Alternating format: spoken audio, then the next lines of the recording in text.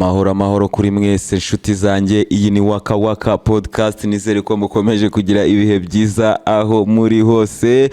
Mushobora kumbaza muti uri gusetswa n'iki? Ndi gusetswa na Emmanuel Macron Macaroni. Noneho yemeye ko ingabo ze zitaha zivuye muri Niger. Tugiye kubirebera hamwe, turebe Macron uburyo yivamo, yigira gute, uburyo yasebeye muri stade hano muri Marseille ubwo yatangizaga aya marushanwa ya rugby.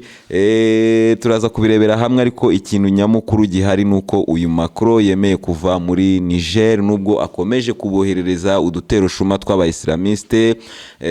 Ikindi kandi turavuga no kuri coup d'etat yabashije gupfa yari yateguriwe Traoré. Ibi byose turebe ni bande babiri inyuma, tuganire muri Waka Waka podcast. Turebe nibyo muri Chad, turebe nibyo muri Gabon, aho bigaragara ko Ubufaransa bwasubiye muri activite zabwo nta kibazo, ni nkaho nta cyabaye ahangaha muri Gabon. Reka tubiganireho.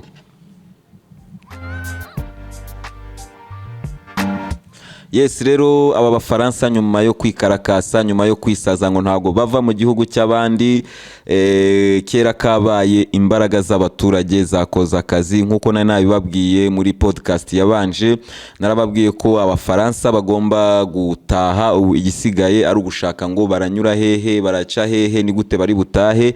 Ibyo rero nibyo barimo gushyikirana n'aba basirikari ba Niger. Aba basirikari leta y'Ubufaransa itemera, ivuga ngo ntabwo bari legitime.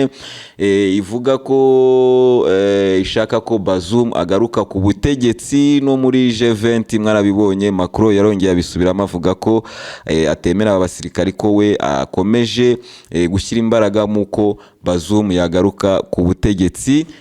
So rero kuba Abafaransa baremeye kuyamanika bakavuga bati reka dukureyo ingabo zacu zihari ahangaha muri Niger, ku munota wa mbere cyatangiye bavuga ko nukubagabanya, ariko icyo numva nuko bose bagomba kuhava, kuko Abafaransa benshi cyane ari bari muri za opposition. Urebye Bazimur, ukareba abagabo bagiye biyamamaza mu matora ya perezida w'Abafaransa, ukareba Sarkozy wayoboye Ubufaransa. Aba bose nabumva ko Ubufaransa bugomba gutera intambwe zisubira inyuma, noneho bukiga ni gute bwagaruka muri Afrika, kubera ko bigaragara ko ahangaha ntabwo bahanganye na politike, ntabwo bahanganye n'abanyapolitike, ahubwo bahanganye n'abaturage, bahanganye n'amateka bagize muri Afrika. So ibyo ngibyo rero Macron yari yagerageje kubirengaho, yanga ko ambasaderi wabo ataha mu gihe bari bamuhaye amasaha 28. N'ubu aracyari muri Niger nk'umuntu udafite ibyangombwa, ntashobora gukata mu mihanda ya Niger.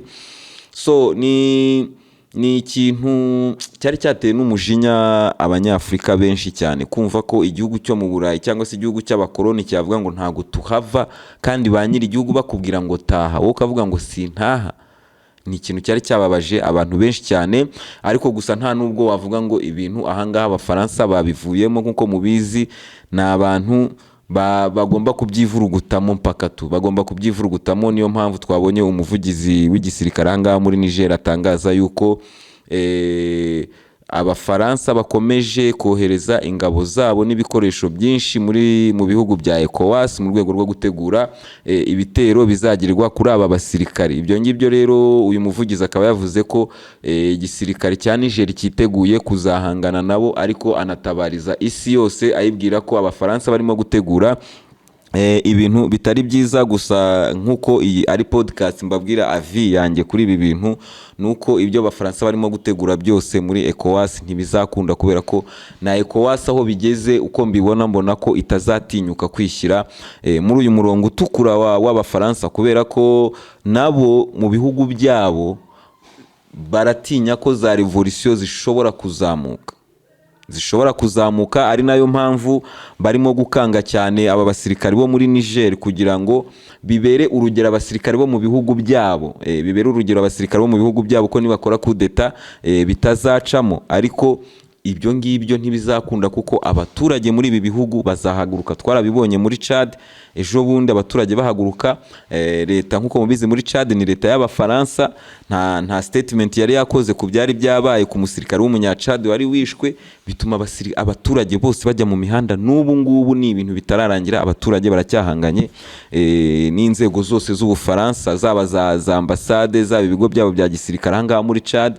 Ni struggle igikomeje ku banya-Chad. Abantu benshi bakomeje no kuvuga ko revolution ishobora kuba igiye gukomereza ahangaha muri Chad. So aba bantu bo muri ECOWAS ubwo bafite nuko nabo ibibazo abaturage babo bafite bisa n'ibibazo abaturage bo muri Niger, abaturage bo muri Mali, abaturage bo muri Burkina Faso bari bafitanye n'aba bafaransa.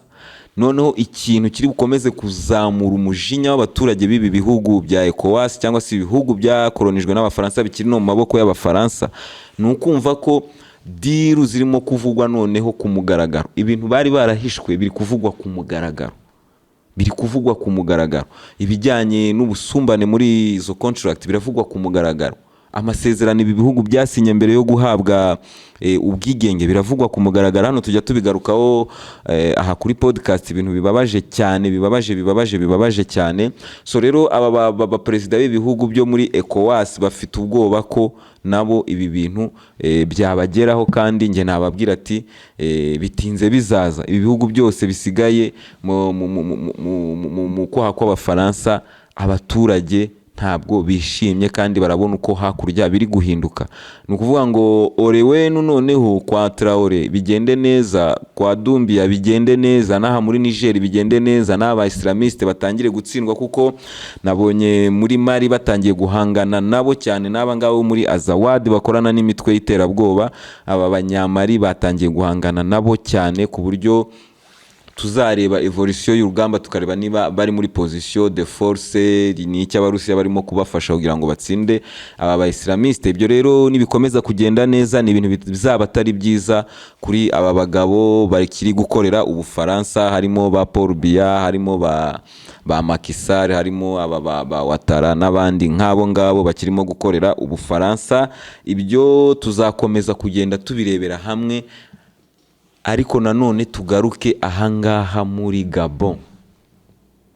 Ubushize mu kiganiro twakoranye na Gentil Gideo, ushobora kujyaho ukakireba, yarabidusobanuriye neza, tubwira ko iyi coup d'etat yo muri Gabon ishobora kuba yubatswe nk'agakino ka famille ishaka kugumana control. Ariko muri uko kwa famille kugumana control, hari ikindi kintu kiri behind kinini gishaka kugumana control, ari cyo Bufaransa.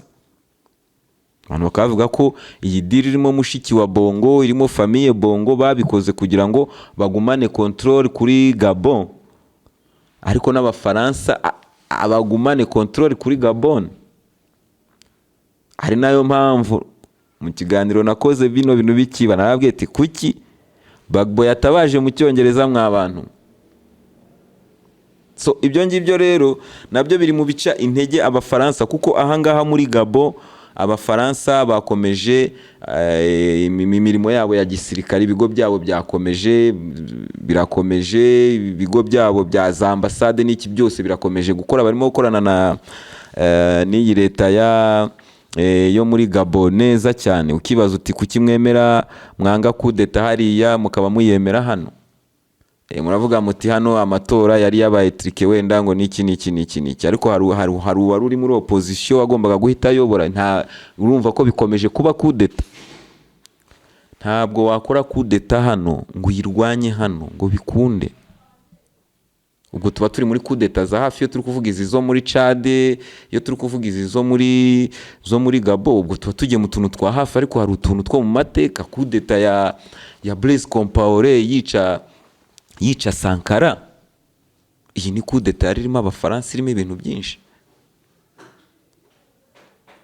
Abafaransa rero ibintu byabo by'amacoup d'etat ntabwo ari ibintu bashobora kuza kubwira abantu ngo twebwe ngo turwanya coup d'etat, twebwe dushyigikiye demokrasi, turi igihugu cya demokrasi gishyigikiye demokrasi ku isi yose. Sibyo, n'isi yose irabibona ko sibyo, kuko sibyo ukora. si byo ukora. Ibyo rero bizakomeza gutuma ibi bihugu byose biri mu kwaha kw'abafaransa bigenda bitsindwa. Twarabibonye aba bafaransa bategura kudeta kuri Traoré. Aha basirikari batoya nabonye nta n'umwe ugejeje ku ipeti rya suriyetona bashatse gukora kudeta, ubuyobozi bwagaragaje bashatse gukora kudeta. Ushobora kwibaza ko batashatse kubikora bonyine.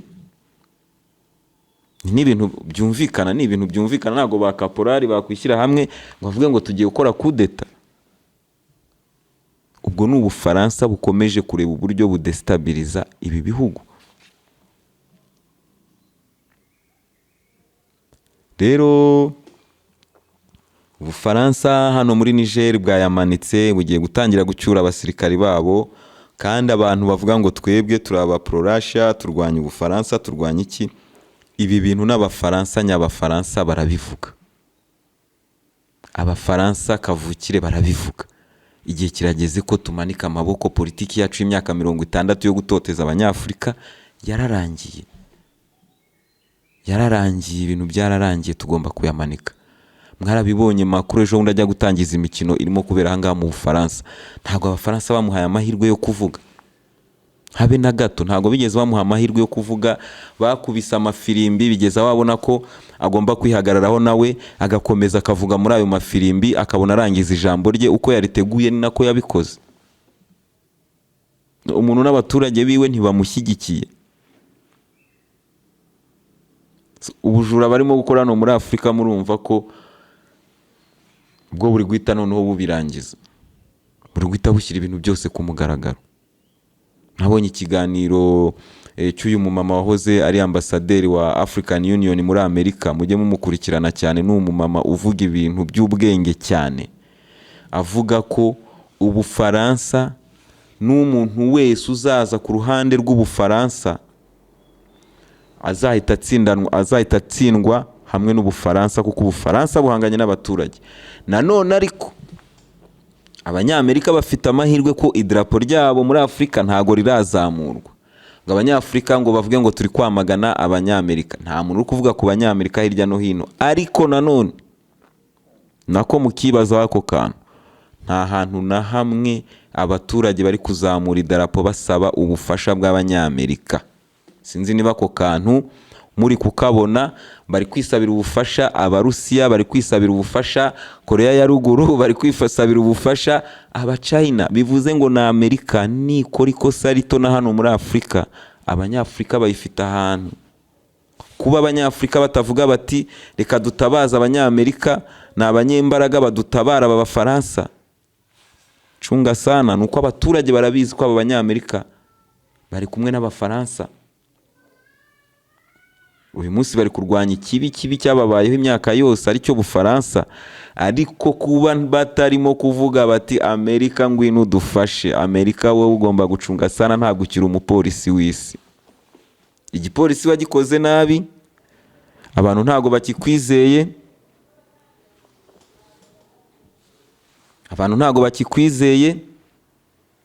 baragira ikibazo bakihamagarira igipolisi cyo mu kindi gihugu. So ibyo ngibyo rero ni ibigaragaza ko iyi USA rwose ibyayo muri Afurika nabyo biri ku kagozi. Ikosa rito nayo tuzayizamura amadarapo yayo, kuko uyu munsi twagombye kuba turi kuzamura amadarapo y'Abanyamerika tubasaba muze mudutabare, muze nkuko mwatabaye muri Afghanistan, nkuko mwatabaye abaturage ba Libya. Ye baba we ako kantu karakomeye. Mugatekereze kubera ko ugiye mu burasirazuba bwo hagati bo bamagana cyane Umunyamerika, kuko niwe uba uri kuri front line y'abababaza. Hano rero muri ibi bihugu by'Abafaransa, Umufaransa niwe wabatoteje mu izina ry'abiba, mu izina rye mu myaka 60 bashyiraho n'amasezerano yo gukomeza kubiba. Umunyamerika yagize gutya akajya kuri side yiwe, nawe ibye bahita babizamura, kuko Libya Umunyamerika yarahari. Libya, Somalia, hehe, amadiru, gukenesha Afrika, ibyo byose ni ibintu Umunyamerika arimo azi neza. Afrika bayitera imirwi, Umunyamerika niwe wari ubahagarariye. ibyo byose umunyamerika birimo, ariko nawe akaba afite ubwenge bwo kuvuga ati aha muri Afurika biragaragara ko Ubufaransa ni sekibi, ninjya ku Bufaransa ndatsindwa, reka mbe nicecekeye, ahubwo njyewe ngende ndiringa amadiru yanjye buhoro buhoro mu ibanga rikomeye cyane. Icyo nicyo abanyamerika barimo gukora hano muri Afurika, ariko nanone aba basirikari bakaba bagomba kwitondera uyu munyamerika kubera ko ni umuntu ushobora kuruma anahuhaho, akaruma ahuhaho wowe ntuzamenye ko yakubabaje, ariko akakubabariza cyane kubera ko izi kudeta zitangiye gutegurwa kuri ba Traoré n'abandi, ntabwo washyira kure cyane umunyamerika. Umunyamerika n'Umufaransa bazakomeza kugerageza, ariko ni igihe ko Afurika ihaguruka, ni igihe ko abanyafurika bamenya n'iki bakeneye n'iki kibafitiye akamaro, akaba ari cyo bakora, bakagirana partnership n'ibihugu babona bishobora kubafasha kwiteza imbere, bagakora amadira atazabagishyira mu bibazo ejo cyangwa ejo bundi kubera ko yabonetse, ahubwo bagakora amadira ashobora gufasha ibihugu byabo gutera imbere. So iyi ni Waka Waka podcast rero, tuzakomeza tuganire cyane cyane kuri revolution muri Afurika, tuzakomeza tuyiganireho. Akantu wenda nababwira mbere nuko uko nabibonye nuko Bazoum na n'ubu ngo bagifite telefone yiwe. Uyu Bazoum hano muri Niger aracyafite telefone yiwe ahantu ari, aravugana na ba Macron, aravugana na bande, ushobora kuba nayo ari systeme nka ya indi ya Putin kugira ngo bajye bumva bamwumvirize, bumve ni ibiki ari gupanga, ni ibiki ko nanjye nabyibajeho ni gute Bazoum yaba agifite phone ni ukomeza tukabireba, ariko byose biba birimo udutego n'uduteguro twaba basirikari. So mukomeze mugire rero amahoro y'Imana. Iyi ni Waka Waka podcast.